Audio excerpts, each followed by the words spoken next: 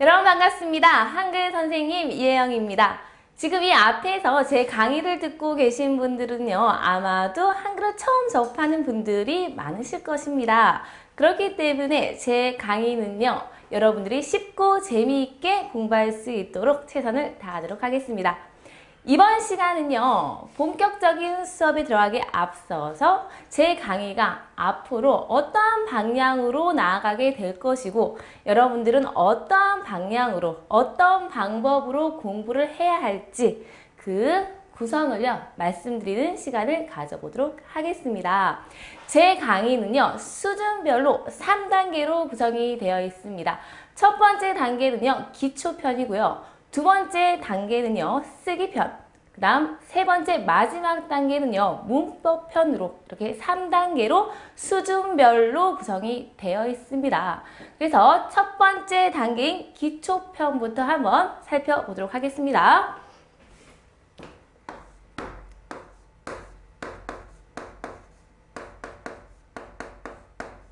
첫 번째 기초편입니다. 기초편은요, 말 그대로 기초를 공부하는 부분이죠. 한글의 기초입니다. 한글의 기초를 공부하려면요, 맨 처음에 자음과 모음에 대해서 공부를 해야겠죠. 자음이 어떤 것인가, 그리고 모음이 어떤 것인가를 알고 이제 시작을 해야 하겠습니다. 자음은 무엇일까요? 자음은요, 우리 기역, 니은, 디귿, 리을 이제 쭉 나아가겠죠. 쭉 나아갈 것이고요. 모음은요, 아, 야, 여 하면서 이런 것들을 모음이라고 합니다. 이렇게 자음과 모음이 있고요. 자음과 모음이 결합되어서요, 한 글자, 즉 낮자를 만들겠죠. 이제 한 글자를 만들 것이고요. 이 한 글자가 모여서 어떤 독립된 단어를 만들 거예요. 단어를 만들게 되는데요. 우리 이 기초편에서는요, 자음과 모음을 배우고요. 자음과 모음을 합해서 한 글자를 공부해보고요. 그 다음에 또 한 글자를 합해서 새로운 단어를 만들어보는 그런 연습을 같이 해볼 것입니다. 또한 여기에서 이제 알려드릴 거는요, 기초편에서는요, 뭐 자음을 한 번에 다 배우고 모음을 한 번에 다 배우는 것이 아니라 이 기초편에서도 우리는 이제 1단계부터 3단계로 나눠가지고 차근차근 수준별로 배우게 될 것이라는 것입니다.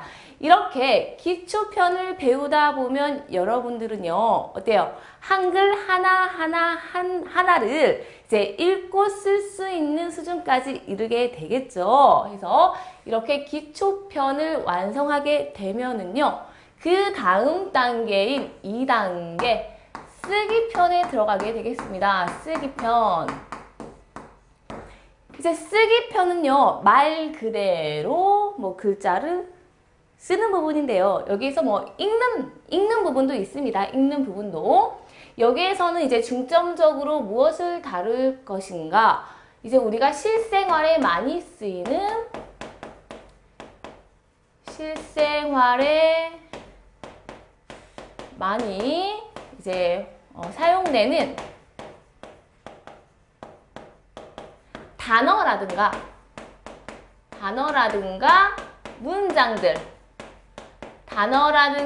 문장들을 이제 읽고 쓰는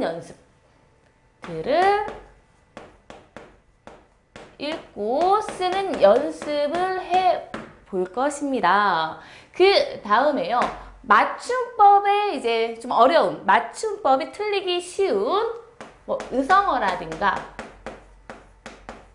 의태어,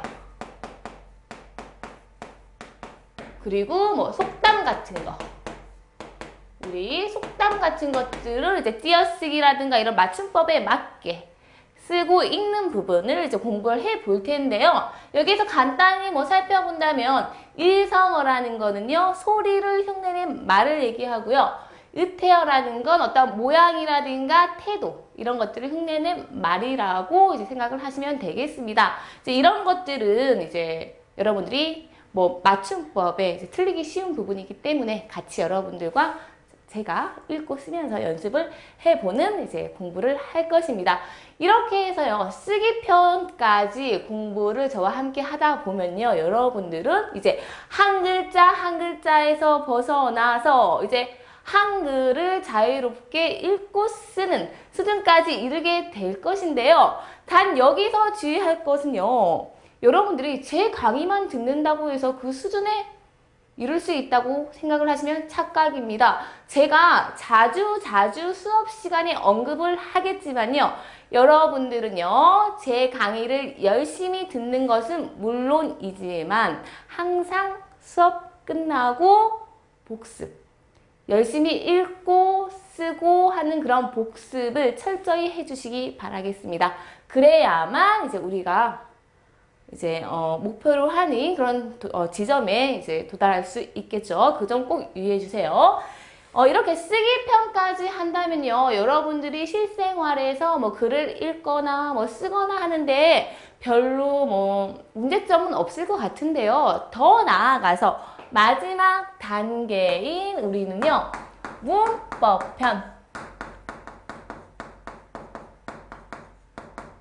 문법편을 이제 공부를 하게 되겠습니다. 우리 뭐 영어라든가 뭐 이런 거에도 문법이 많이 있죠. 그것뿐만이 아니라 우리 한글에도요, 정말 많은 문법이 있습니다. 정말 많은 문법이 있는데요. 그 많은 문법을 다루기에는 너무 광범위하기 때문에 우리는 이 문법 시간에 우리가 이제 실생활 언어 생활에 불편함이 없을 정도로 꼭 필요한 그런 문법을 중심으로 다루게 되겠습니다. 그래서 우리는 여기에서 문법을요, 5가지를 다루게 되겠는데요. 첫 번째는 이제 문장 부호를 공부를 해볼 거예요. 문장 부호가 뭐냐? 말 그대로 우리 문장에 쓰이는 부호, 뭐 기호 같은 걸 얘기하는 거거든요.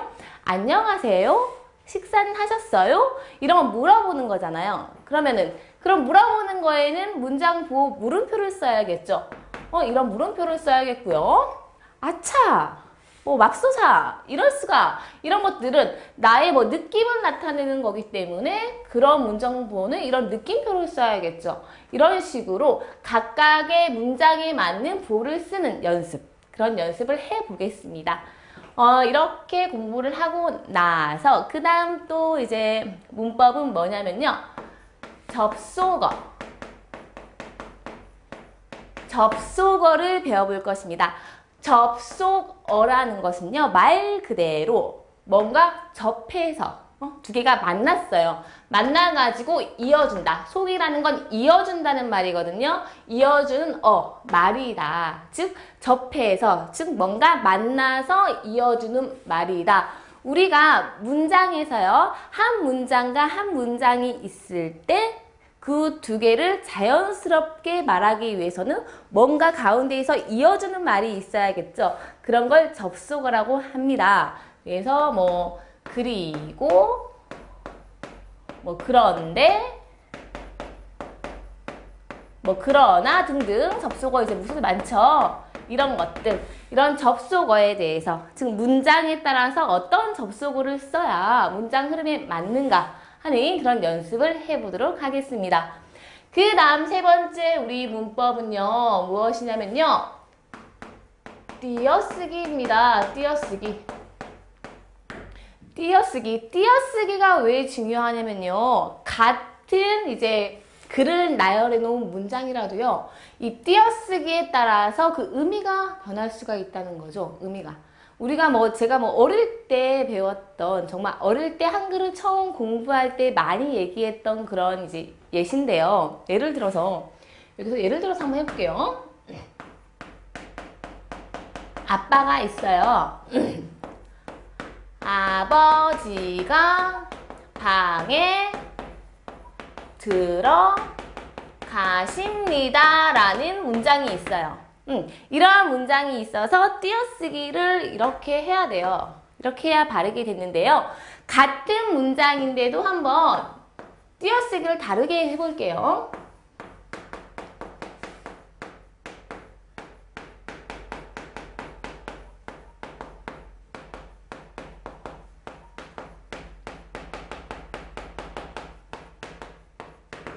같은 문장이에요. 다 같은 글을 나열해 놓은 거예요. 그렇지만 띄어쓰기만 다를 뿐이죠.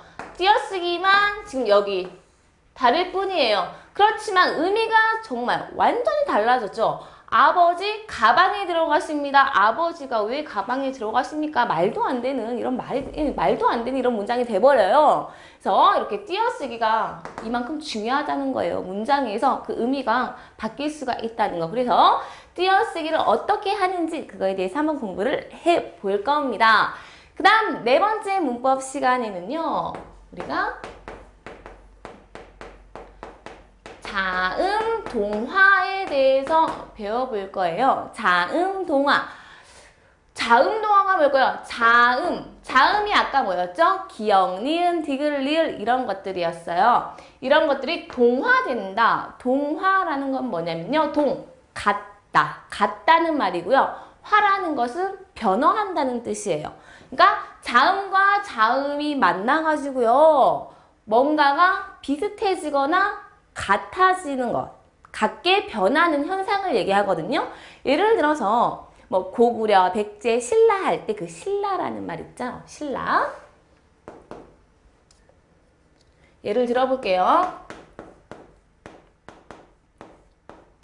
우리가요, 얘를 신라라는 말을요, 또박또박 한 글자 한 글자 읽는다면 신라라고 읽어야 돼요. 그렇지만 우리가 평상시에 얘기할 때 신라 이렇게 안 하죠. 너무 불편하잖아요. 그냥 신라 이러죠. 이렇게요, 발음하기 편하게 이 자음과 자음이 만나가지고요, 발음하기 편하게 하다 보니까 우리는 신라라고 발음을 하게 돼요.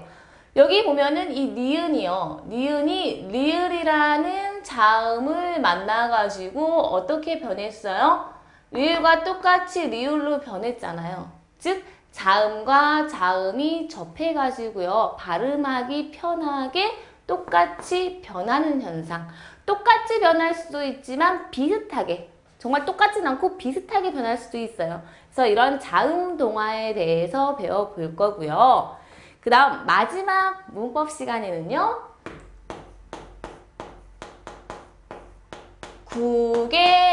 국외음화라는 문법을 배워볼 거예요. 국외음화. 국외음화는 뭐냐면요. 제가 예를 들어 볼게요. 너 굳이 그럴 필요 있어? 굳이 그럴 필요까지 있어? 우리 실생활에 굳이라는 말을 되게 많이 써요. 굳이라는 말을 많이 쓰는데요.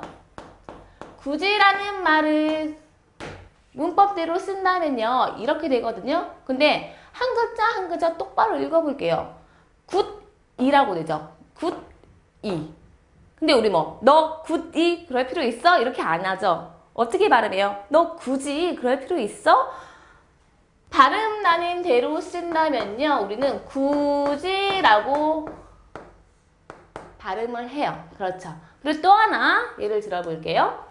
저기 밖에 꽃밭이 있습니다. 꽃이 많이 있는 꽃밭이 있어요. 라는 말이 있어요. 이렇게 써야 돼요. 꽃밭이는. 근데 한 글자 한 글자 읽어본다면 꽃밭이에요. 저기 밖에 꽃밭이 있어요. 우리 이런 말 써요? 안 쓰죠. 꽃밭이 있어요. 꽃밭이 있어요. 이렇게 하죠. 그래서 이것도 발음 나는 대로 쓴다면요. 꽃밭이가 돼요. 꽃밭이. 여기에서 뭘 끄집어낼 수 있냐면요. 여기 보세요. 자음 디귿하고요. 이 모음 이하고 만났더니 지읒이 됐고요. 여기서 자음 티읕하고요. 모음 이가 만났더니 어떻게 발음됐어요? 치읓이 됐어요. 그래서 국외음화는 뭐냐면요. 이 구개음화도 자음동화와 마찬가지로 우리가 발음하기 편하라고 변하는 현상인데요. 자음 디귿이나 티읕이요. 모음 이하고 만났을 경우, 이 디귿은 지읒으로 발음이 되고 이 티읕은 치읓으로 발음되는 그 현상을 구개음화라고 합니다. 그래서 이렇게요, 우리 문법 5가지 문법을 배워보면요, 이 마지막 3단계 문법편까지 끝나게 됩니다.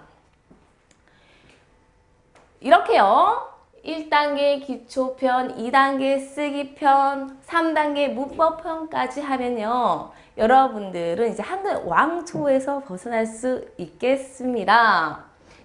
지금 여러분들은요, 한글을 처음 접하는 분들이기 때문에요, 지금 제가 앞에서 설명한 문법이라든가 이런 얘기 들었을 때 지금 하나도 뭔지 모를 거예요. 그게 당연한 겁니다. 여러분들이 지금 제 얘기를 듣고요, 내용을 다 아신다면 제 강의를 들을 필요가 없겠죠. 모르기 때문에 배우는 거죠. 그래서 이번 시간에는요, 이런 내용을 다루는 게 아니라 이러한 구체적인 내용들은 제 본격적인 강의에 들어가서 하나씩 차근차근 배우게 될 것이니까요. 지금 들어서 모른다고 너무 걱정하지 마시고요. 이번 시간에는요, 제 강의 앞으로 이러한 방향으로 나아갈 것이고요. 이러한 방향으로 나아갈 것이기 때문에 여러분들은 열심히 복습을 해야 된다. 이러한 정도만 기억해 주시면 되겠습니다. 그래서 저는요, 이제 여러분들이 쉽고 재미있게 한글 공부를 할 수 있도록 제 교재에 최대한 충실한 강의를 할 것을 약속드리고요. 이렇게 약속드리면서 우리 다음 시간에 본격적인 수업 시간에 다시 만나도록 합시다. 여러분 수고하셨고요. 감사합니다.